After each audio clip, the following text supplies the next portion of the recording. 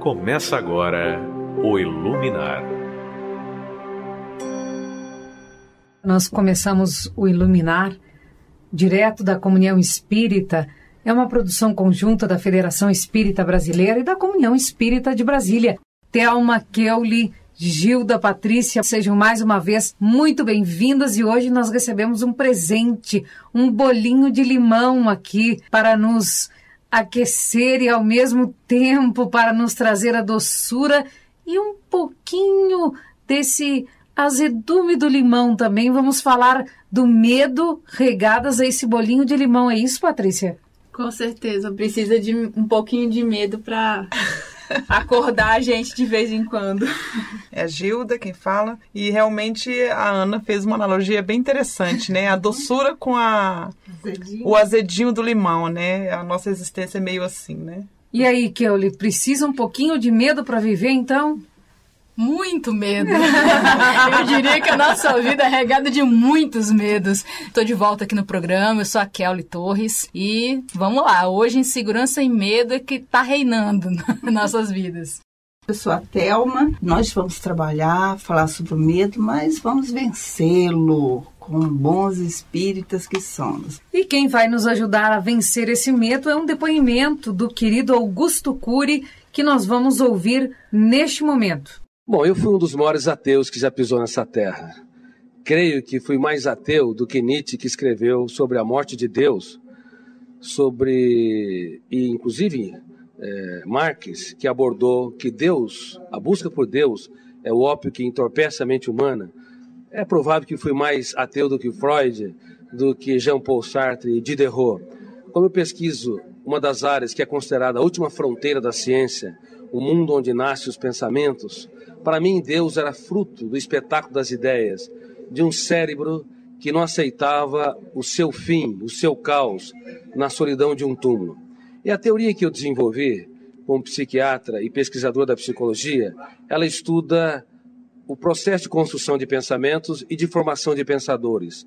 Eu usei essa teoria para analisar como mentes brilhantes romperam o cárcere da inteligência e produziram novas ideias como Freud, Einstein, Hegel, Kant, Agostinho e assim por diante. E fui até esse homem mais famoso da história chamado Jesus Cristo. Eu analisei os seus comportamentos, as suas reações e as entrelinhas das suas atitudes nos focos de tensão, nas suas 4 biografias, ou chamado Evangelhos, em várias versões. Eu esperava encontrar uma pessoa construída por um grupo de galileus que queriam produzir um herói para romper o jugo de Tibério César, que era o imperador romano.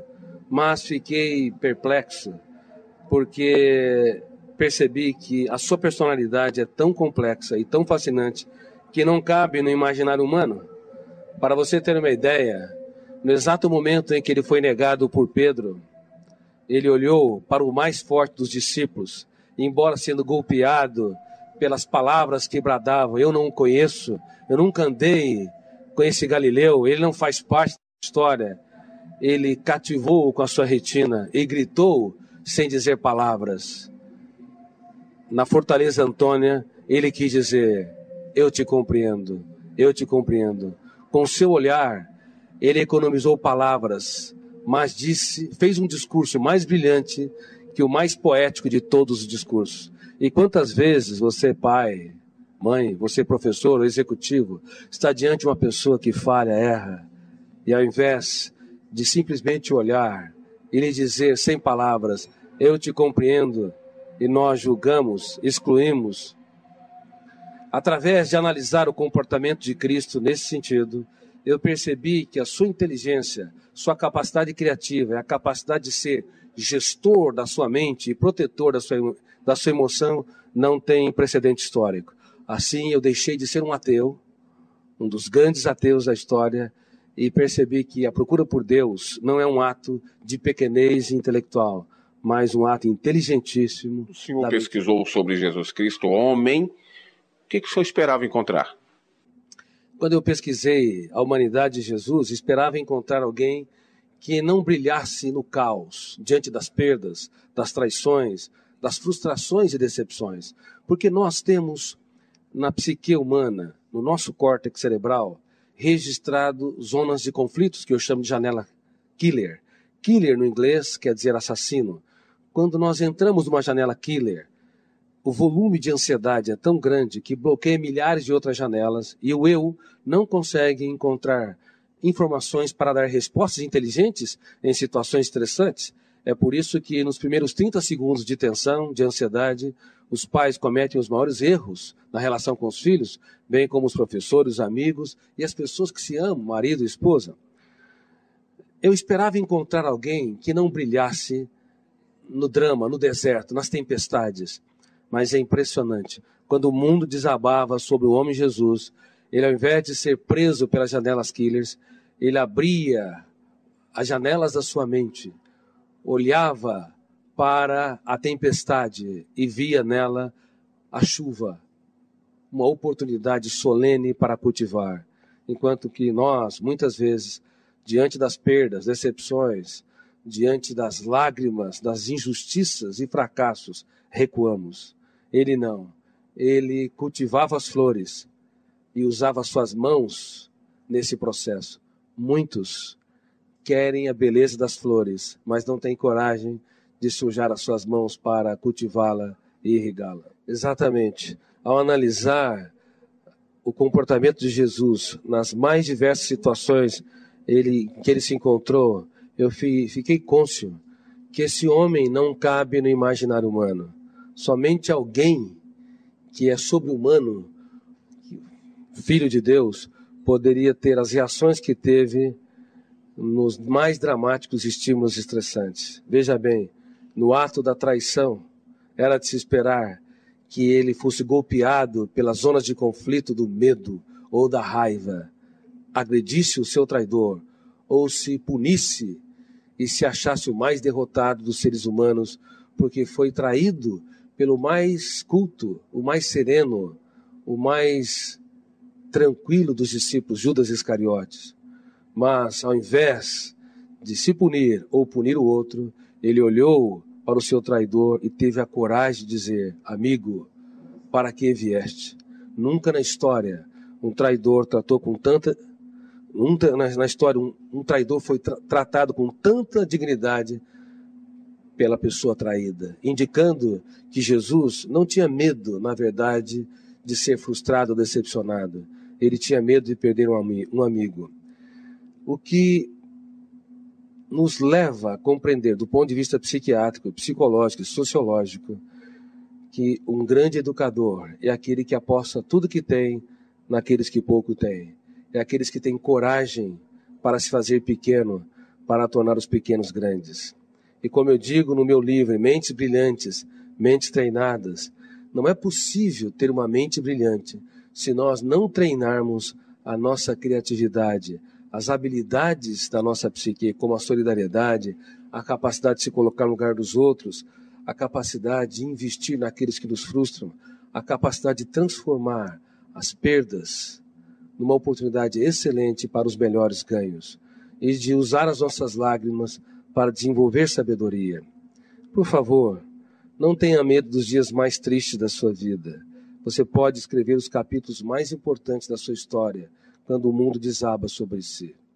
Essa é a lição, então, de Augusto Cury, né? Que nós podemos escrever as páginas mais lindas da nossa vida nos dias de medo. E olha o exemplo que ele traz, Jesus Cristo. E agora, José, diz Carlos Drummond de Andrade num poema. É nosso modelo e guia, né? Já dizia. Exatamente. Que eu achei interessante, né, que o Augusto Cury colocou, Jesus era um gestor da sua mente, né? É uma coisa realmente extraordinária, você saber gerenciar, né, ser o gestor, comandar a sua mente da forma como ele, né, ele coloca que Jesus comandava, né? Então eu acho que é um desafio para todos nós, né? Como o Paty está colocando, não é por menos que Jesus é nosso modelo e guia. Ele é uma referência extraordinária mesmo para essa nossa caminhada cheia de medos, de angústias, de inseguranças, de incertezas, né? Eu estou pensando aqui, nós não nascemos com medo. Nós não nascemos, nós nascemos simples e ignorantes. E o medo vem como? Ele vem com com essa questão da nossa vivência, que nós acreditamos, né? Vivência de outras vidas, e a questão social, contexto familiar e tudo, é uma soma de tudo isso. Então, que a gente vai dar vazão aos nossos processos de esforço para melhorar, e aí vamos dar vazão aos medos. Isso mesmo, assim, é cultural, pode ser religioso também, né? Sociologicamente falando, né? Que a gente tem medos criados, assim, dentro do que fala da ontologia, né? Da raça humana, né? Coisas que vêm historicamente junto com a gente. Como, por exemplo, medo de trovão. Né? Antigamente, os primeiros homens da Terra, que habitaram a Terra, eles tinham os medos até como forma de proteção. Tinham medo das feras, medo da chuva, do trovão, eles entendiam aquilo. Isso a gente sabe que a gente superou. Hoje a gente sabe que não precisa ter medo de trovão. Mas, no entanto, a gente cria alguns outros parâmetros de medo, às vezes em algumas crenças falsas, né? Por isso que eu coloquei a questão assim, pode vir também de uma crença religiosa. O medo de ser punido, o medo de um Deus punitivo. Então, assim, são medos criados dentro de algumas categorias de vivência nossa. E é cultural mesmo, você falou uma coisa, Thelma. Dentro do próprio ambiente doméstico, às vezes a criança aprende a ter medo de algumas coisas, dependendo da forma como ela é criada. Medo de bicho-papão, né? Alguns medos, né? Criados para poder conter a título de disciplina, mas, no entanto, criam clichês, né? Exatamente. Até quando você coloca para uma criança, você não vai conseguir isso. Você não merece. Eu não tenho paciência com você. Então, são clichês que você vai alimentando na criança. Eu não acredito em você. Então, você vai gerando os seus medos, as suas frustrações. Então, tudo isso nós temos que vencer o nosso medo. Eu estava, para a gente comentar sobre isso, eu peguei aquele livro do Hamed e do Francisco Espírito Santo Neto, As Dores da Alma. Tem 3 textos falando sobre medo, né? E o interessante é que ele fala justamente isso que a gente está comentando, sabe? Assim, primeiro, uma das formas da gente vencer o medo é o autoconhecimento, é a gente centrar em nós mesmos. Mas não assim, somos corpo, alma, sentimento, não. O que nós somos? Que aí vem dessa questão da tomada de consciência que nós somos almas encarnadas e que, né, depois que desencarnar, seremos espíritos imortais, né? Então a gente tem que começar a tomar essa consciência, que aí os medos, que é o que Jesus tinha, ele tinha essa consciência, ele sabia o que ele era, né? Então por isso que ele era um gestor, porque ele sabia, né? E aí ele, continuando o texto, ele estava falando assim que essa não aceitação nossa, né, de nossos erros, ou então de incompreensões de terceiros, que aí vão causando esses traumas, é a semente do medo, né? Então, a partir do momento que a gente começa a aceitar determinadas situações, eu caí quando era pequeno, todo mundo riu. Caí é uma coisa normal, você levantou, né? Então, você começa a aceitar determinada coisa, fala assim, aquilo ali não é taxativo. Então, esses medos, né, vão desaparecendo. E é o quê? É o conhecimento. Então, por exemplo, a gente conhece o que é trovão. Depois você fala, não, trovão é um fenômeno natural. Então, você sabe, o medo vai... Lógico que a questão é, você não pode ficar invigilante, que é o que acontece. Muitas vezes a gente toma conhecimento de certas coisas, aí o medo some e aí a gente acaba abusando, né? Não, a gente tem como... então, o raio é um fenômeno, pode cair, então eu não vou... É uma medida de proteção. O medo como medida protetiva mesmo. Justamente, né? Você passa de ser um medo, que é o que o Hamed fala assim... Que paralisa. Que paralisa, que toma, que comanda nossas ações, para ser uma questão de precaução. Mas agora vamos falar um outro tipo de medo. Um medo que gera insegurança, que gera ansiedade, que nós estamos vivendo num mundo de transformação, que os dias têm a sensação de que passam mais rápido, as horas também, e aí o medo do futuro. Então eu vivo com um pé no passado, um pé no futuro e esqueço do presente. E eu tenho medo do futuro. E aí, Kelly, o que eu faço agora?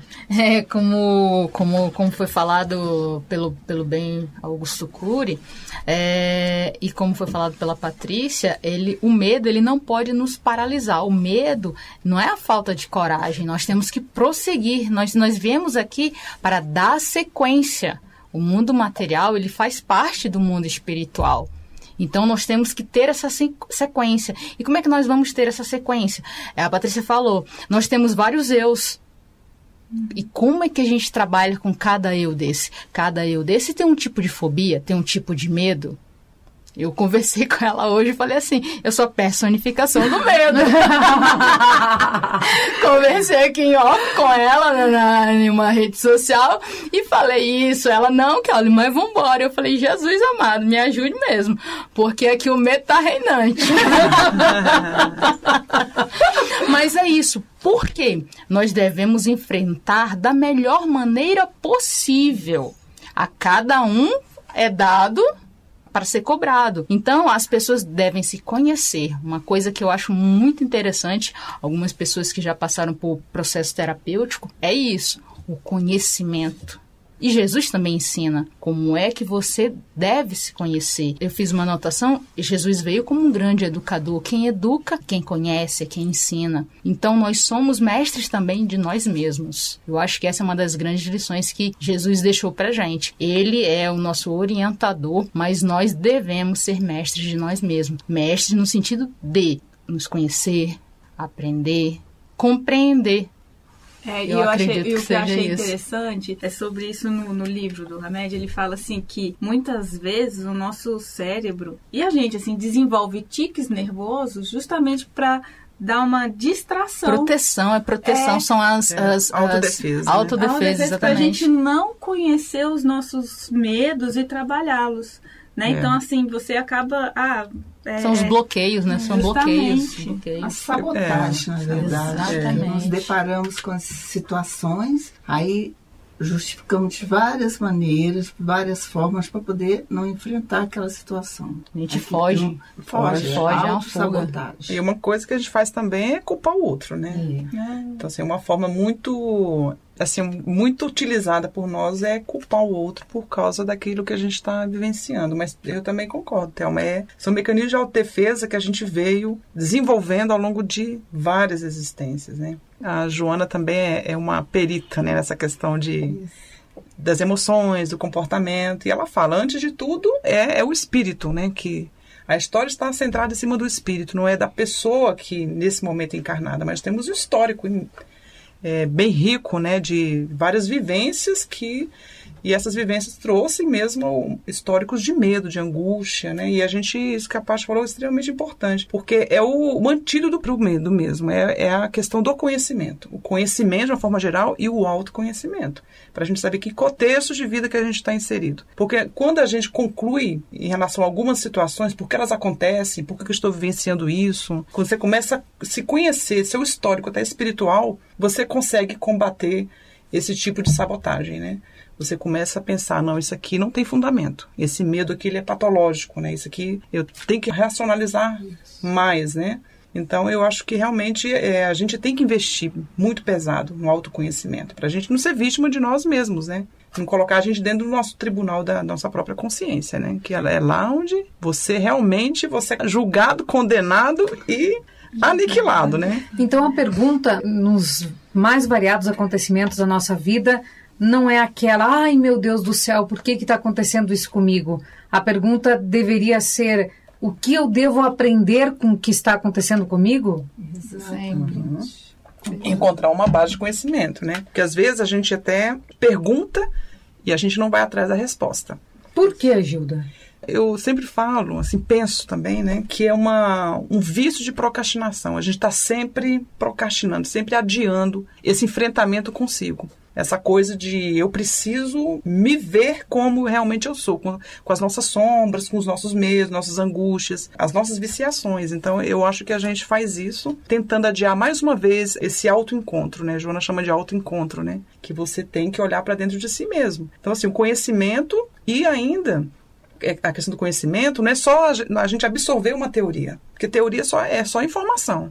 A gente tem que vivenciar, dar uma execução prática em relação a esse conhecimento. Então, assim, o caminho, ele não é fácil, porém ele é muito viável, né? E aí Jesus mesmo deixou essa terapêutica aí no evangelho dele, onde indica vários caminhos. Augusto Cury mesmo, essa interpretação dele é maravilhosa, né? Então, assim, a gente tem vários caminhos a seguir.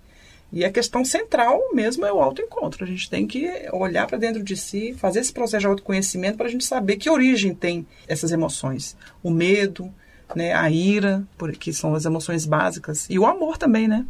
A gente trazer tudo isso à tona. Nós vivemos dizendo que que os tempos são chegados. E os espíritos vivem nos dizendo isso. E nós vamos postergando, como tu bem falaste, né?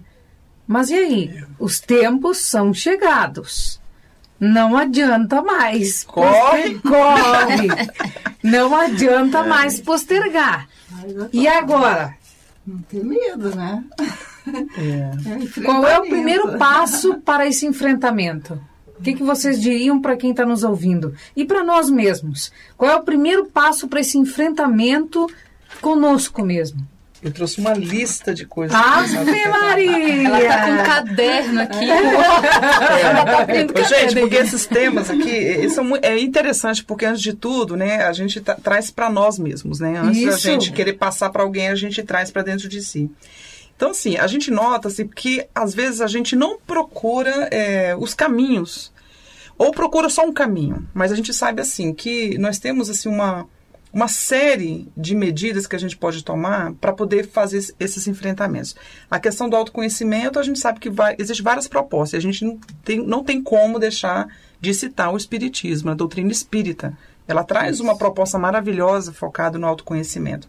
Conhecimento de todas as suas vidas, todas as suas existências. E traz terapêuticas também. Então, assim, dentro da terapêutica espírita, a gente sabe, tem a questão... A proposta mesmo de conhecer, né, de onde vim, para onde vou, por que estou aqui. A nossa proposta mesmo de evangelização, a gente buscar conhecer o Evangelho de Jesus e buscar esses caminhos por meio da prática do Evangelho no lar, por meio da oração também. Tem a fluidoterapia, que é o nosso passe, que a gente pode descarregar, entre aspas, um pouquinho dessas energias e absorver outras trazidas pelos espíritos. Mas a gente também, dentro da psicologia, da psiquiatria, a gente tem terapêuticas também, necessárias muitas vezes, né? A terapia psicológica, muitas vezes, são recomendadas. Pessoas que têm medos patológicos, têm fobias, síndrome do pânico. A psiquiatria também, focando na questão neuroquímica da pessoa, às vezes é uma descompensação que a pessoa tem em nível químico, cerebral. Então a gente tem que correr atrás desses recursos. Deus deixou... O mundo, né, tem evoluído na ciência e na questão da espiritualidade para nos ajudar a vencer isso, né? Nosso histórico é muito antigo, né? Então, acho que a gente tem essas terapêuticas todas para a gente poder vencer. A gente não tem por que procrastinar. A gente tem que correr mesmo. A gente já tem muita informação. Então, a gente tem que investir, fazer esse investimento mesmo, como a Joana fala. Investir no processo de autoiluminação de uma forma mais enfática, incisiva, de uma forma definitiva, né? Efetiva, né? Efetivar isso. Vamos ouvir uma música. Elizabeth Lacerda canta Quanta Luz.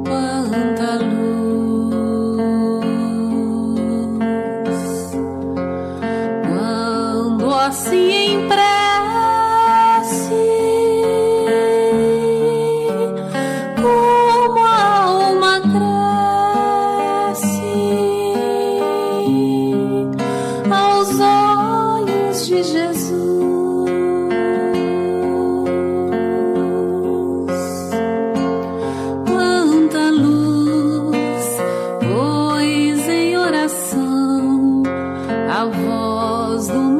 mestre fala ao nosso coração, quanta luz descendo sobre nós, quanta luz, quanta luz, quanta luz, pois em oração a voz do mestre fala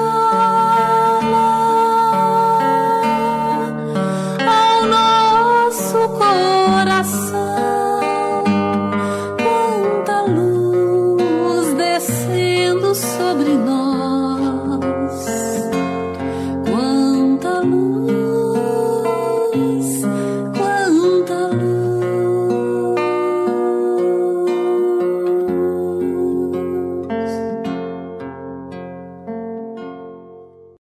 Voltamos com o Iluminar.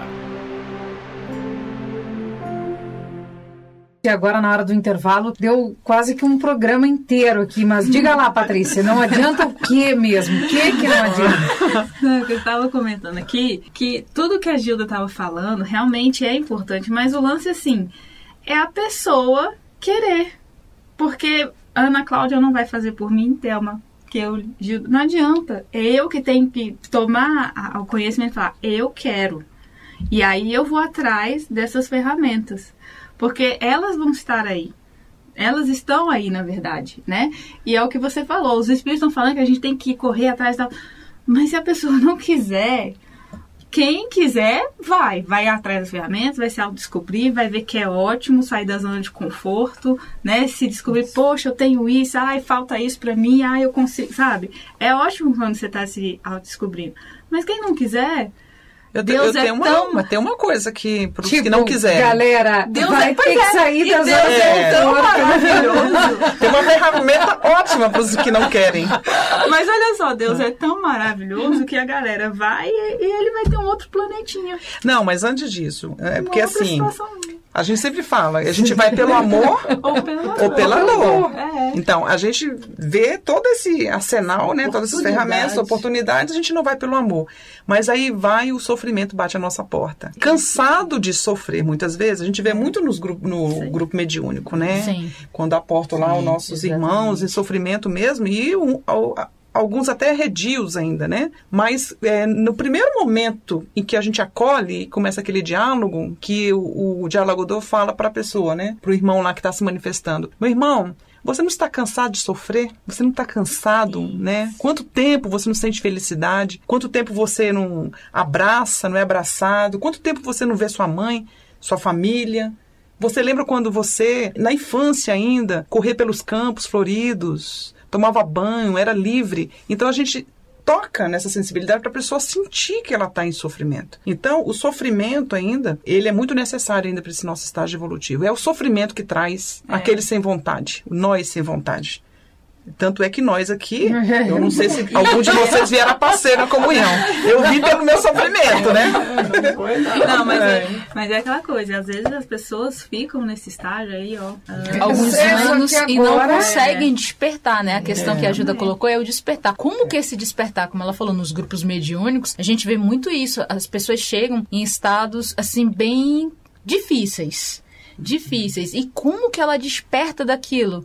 Se ela consegue somente ver, ela não consegue ver nem que ela está no plano espiritual, ela consegue ver que ela está no material e está na sequência. Ela vivenciou tudo aquilo, ela quer toda aquela parte material, toda aquela gana, mas ela não consegue ver o que é a essência de um ser humano. Ela não consegue ver uma isso. Referência perde mesmo, completamente a referência. Porque ela ficou num ciclo, aquele ciclo vicioso da materialidade. E aí ela para, estaciona. Ela não quer. Aquilo ali para ela está servindo. E como que desperta isso? No grupo mediúnico, a gente faz atendimento e o que acontece? A gente consegue tocar a pessoa pelo amor. Meu irmão, como a Gilda falou, você quer realmente continuar viver assim? Aí a pessoa, nossa, eu tô sofrendo, eu não quero isso para mim. E nem para outrem. Porque às vezes tem outros casos, né? Que além da pessoa tá sofrendo, tá fazendo outras sofrerem. Né? A gente tem que lembrar disso também. Nós estamos num plano bidimensional, é uma via de mão dupla. Então a gente a gente está falando de grupo mediúnico no plano espiritual, mas isso acontece também. Sim, exatamente. Vamos transportar para o mundo dos encarnados, né? Porque a gente está dizendo, meu irmão, desperte, né? A gente recebe muitos insights, né? A gente vai numa palestra aqui na comunhão e a gente muitas vezes ali que dá aquele clique, né? Meu Deus, né? A gente tem que, pelo menos, no mínimo, se dar oportunidade para ter os insights e entrar nesse despertar que aqui ele está falando. Porque todos nós temos essa oportunidade. Ninguém é esquecido. Como Jesus falou, nenhuma das minhas ovelhas se perderá. Exato. Então, todos têm a oportunidade de ter aquele clique, gente. Tem. Mas essa vontade mesmo aí, acho que até para o sem vontade. No mundo, do jeito que a Ana Cláudia está colocando aqui, no atual patamar evolutivo do nosso planeta, as coisas urgem. E as pessoas estão sendo pegas quase a laço, né? Esses exemplos que eu e o Keilo estamos colocando aqui, do grupo mediúnico, são irmãos mesmo trazidos em que pese a não vontade dele de estar lá, mas alguém pediu por eles.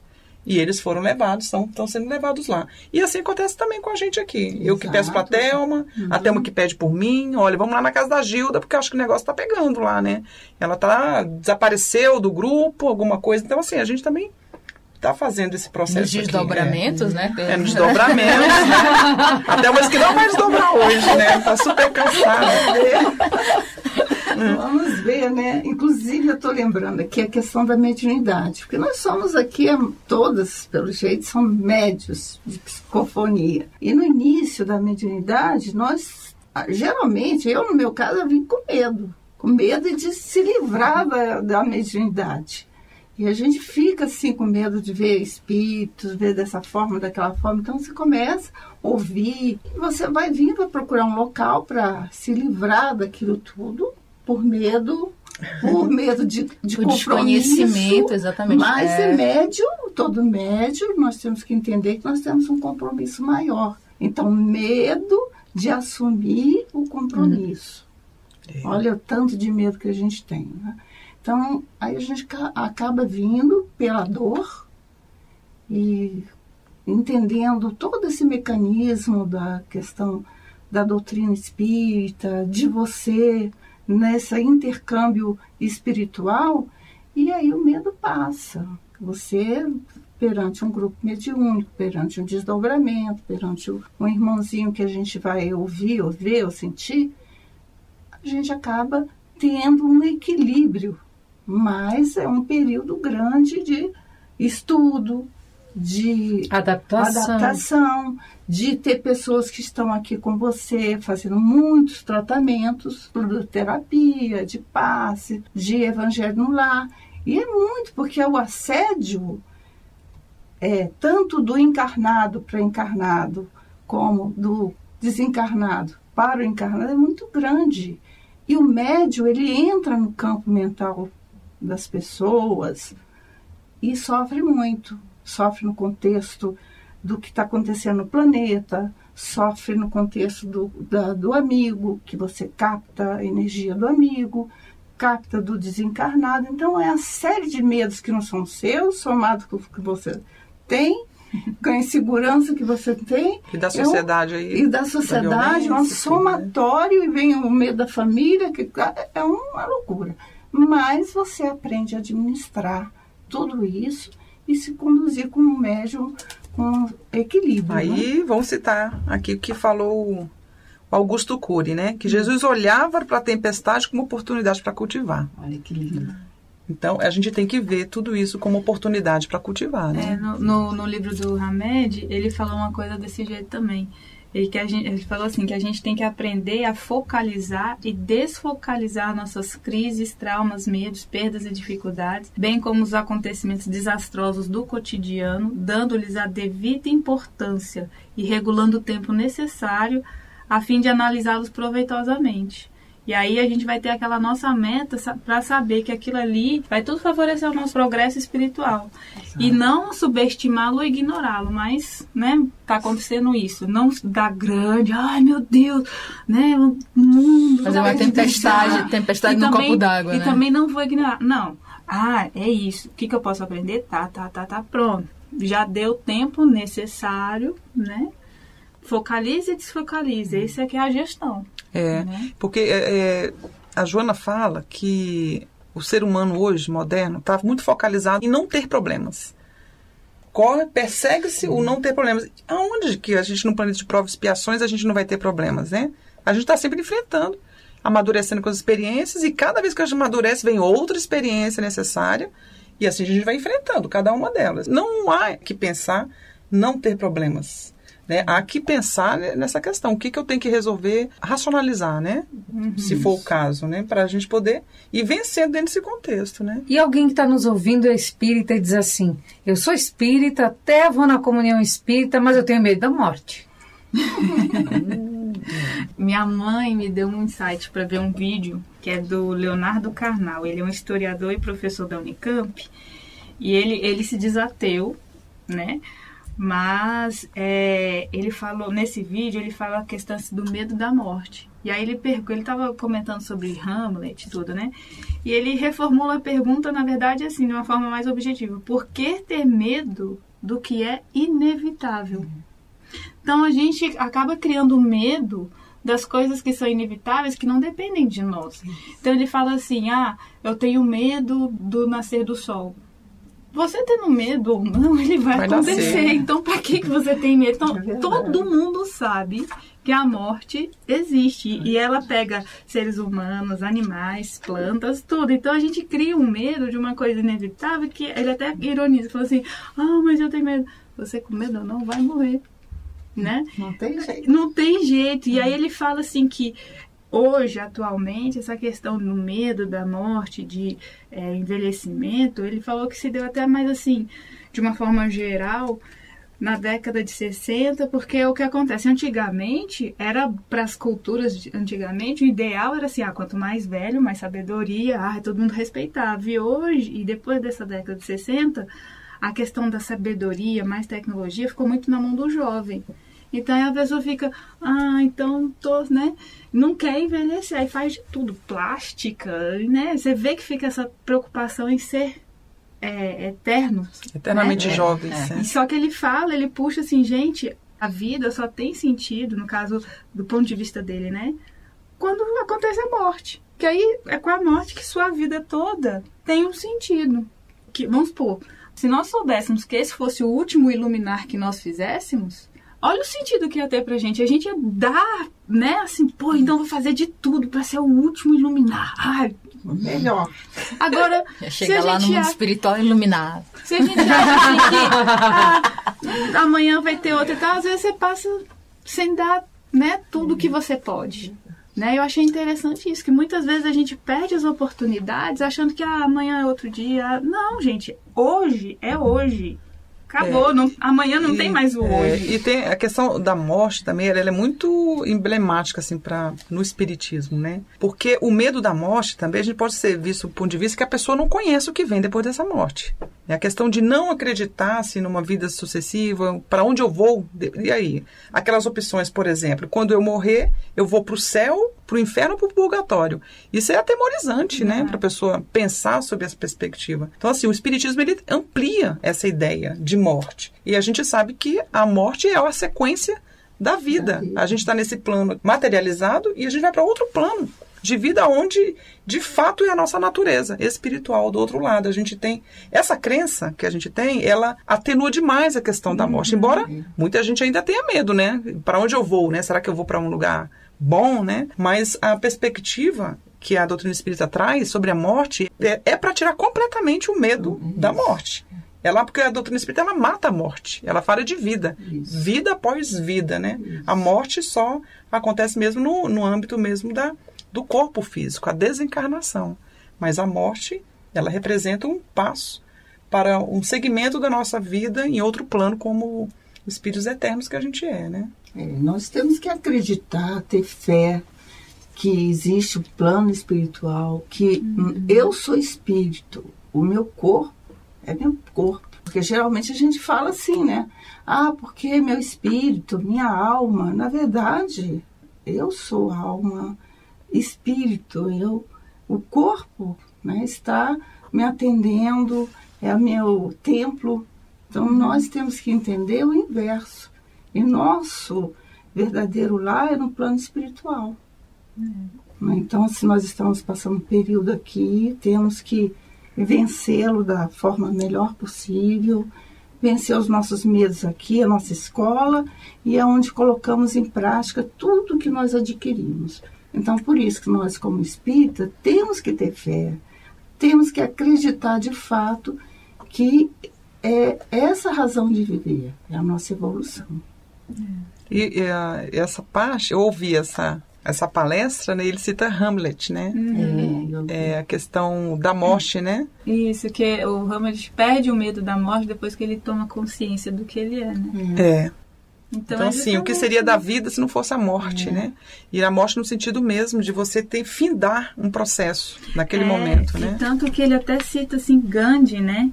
Que ele defende, assim, que o medo da morte é a falta do conhecimento, pois a grande sabedoria da vida é se preparar para aquilo que dará sentido a tudo que se faz, que é morrer. Gandhi já falou, ao ser perguntado sobre a mensagem que ele ia deixar, né, para a Índia, e ele fala que a mensagem é a vida dele. Ou seja, mas só tem, no caso assim, a vida dele, quando ele morreu, é que todo mundo, olha só o que ele trouxe, tal, né?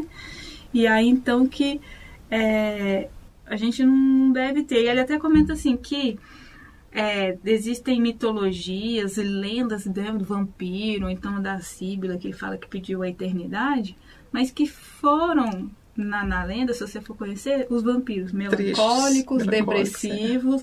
A outra estava assim, super... Por quê? Porque, gente, sabe, tem que ter essa... né? Mas sabe a questão do medo da morte também? Eu vejo uma perspectiva de que, dessa perspectiva de Gandhi, né? Da boa vida. A boa vida resulta na boa morte. Porque a gente nota, assim, até dentro de uma situação, assim... a gente reflete sobre a vida da gente em todas as fases da vida, mas a velhice, ela tem uma coisa centrada. Porque parece que, com sentir a proximidade da desencarnação, pelo processo biológico, falando exclusivamente, é uma fase que a gente reflete o que se fez durante toda a sua vida, né? O que se realizou na sua vida. Então eu penso que a questão da morte, do medo da morte, ela transita por essa questão da ter vivido uma boa vida. E essa boa vida é esse processo nosso, não é ter vivido, né, de uma forma alegre, né, mas é uma questão de você saber exatamente o sentido da sua existência. Você transitar por essa questão de eu tenho um objetivo existencial nessa minha vida. Eu preciso recuperar algumas coisas, né, que ficou para trás nas minhas outras vidas. Eu preciso fazer algumas realizações no âmbito interno. Aí a gente volta de novo no autoconhecimento. Se a gente chega no final da vida e a gente não realizou, né, esse processo, ficou algo a dever, é um motivo também da gente temer essa morte, até sabendo que a gente vai para uma outra vida, mas um sentimento talvez do não realizado. Daí a importância mesmo que os espíritos falam, vamos realizar a nossa meta existencial aqui. Porque a nossa vida continua do outro lado. E você vai continuar da mesma forma que está aqui. Então vamos fazer o melhor possível, né? Vamos fazer o melhor possível ouvindo também música. Irmão Sol, Irmã Lua, com Elizabeth Lacerda. E daqui a pouquinho nós voltamos e a Gilda vai contar pra gente só um pouquinho do que vai ser o próximo tema do Iluminar. É constelação familiar, uma sugestão da Thelma.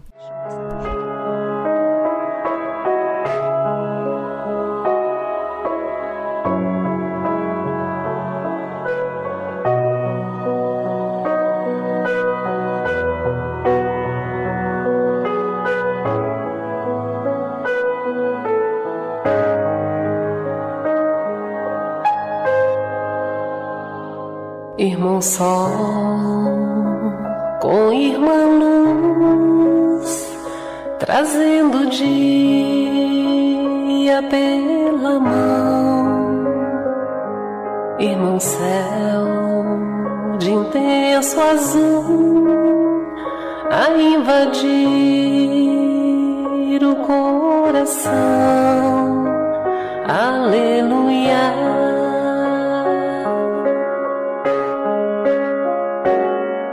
Irmãos, minhas irmãs, vamos cantar nesta manhã, pois renasceu mais uma vez a criação nas mãos.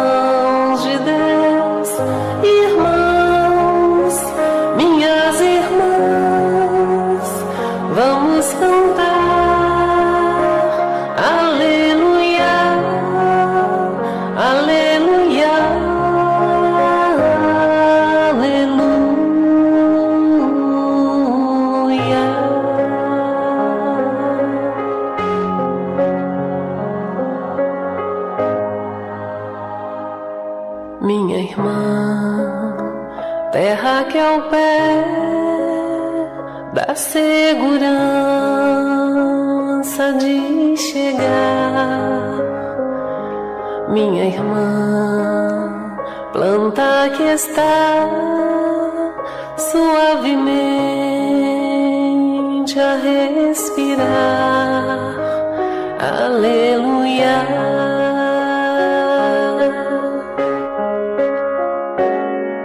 Irmãs, minhas irmãs, vamos cantar nesta manhã, pois renasceu mais uma vez a criação nas mãos de Deus. Irmãs, minhas irmãs, vamos cantar, aleluia, aleluia, aleluia.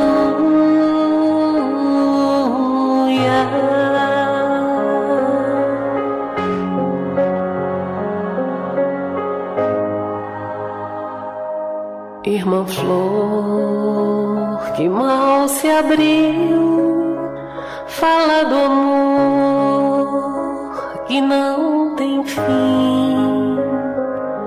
Água irmã que nos refaz e sai do chão cantando assim, aleluia.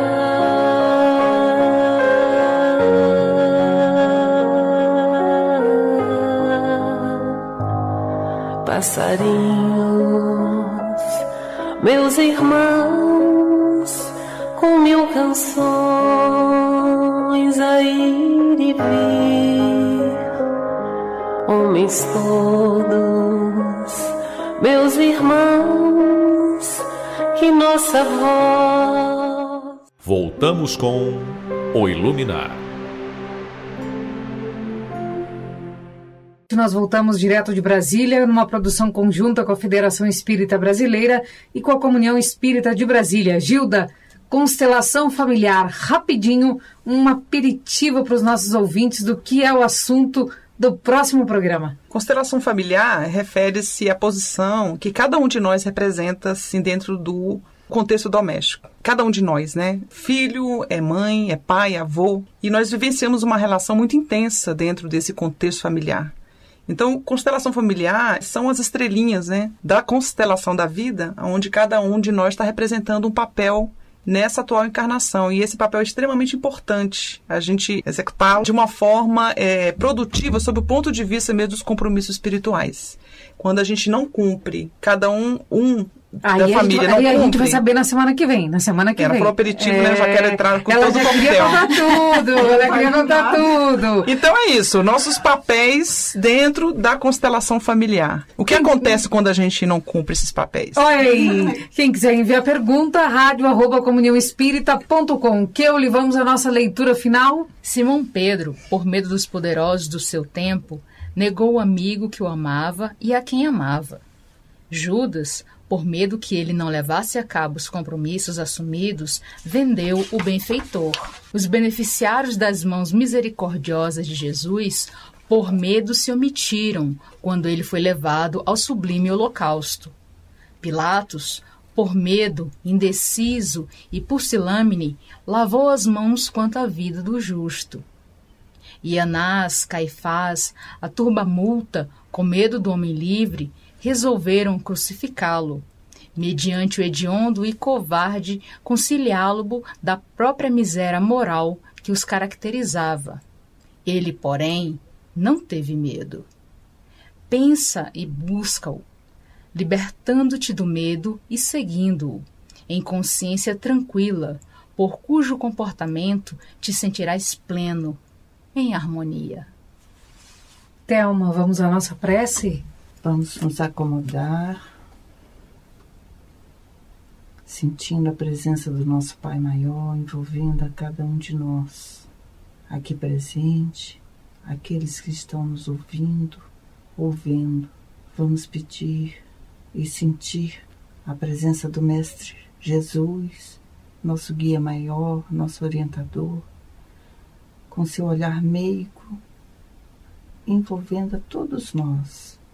Vamos sentir a presença dos nossos mentores queridos, Ismael, Dr. Bezerra de Menezes e toda a equipe espiritual que nos conduz está conosco. E assim, Pai querido, em Teu nome, em nome do Mestre Jesus e dos nossos mentores, vamos dar por encerrado nosso trabalho aqui de hoje, dizendo graças a Deus. E nós voltamos na próxima segunda-feira com Constelação Familiar. Thelma, Keuli, Gilda e a nossa querida Patrícia junto conosco. Até a semana que vem. Um beijo no coração e um abraço muito apertado.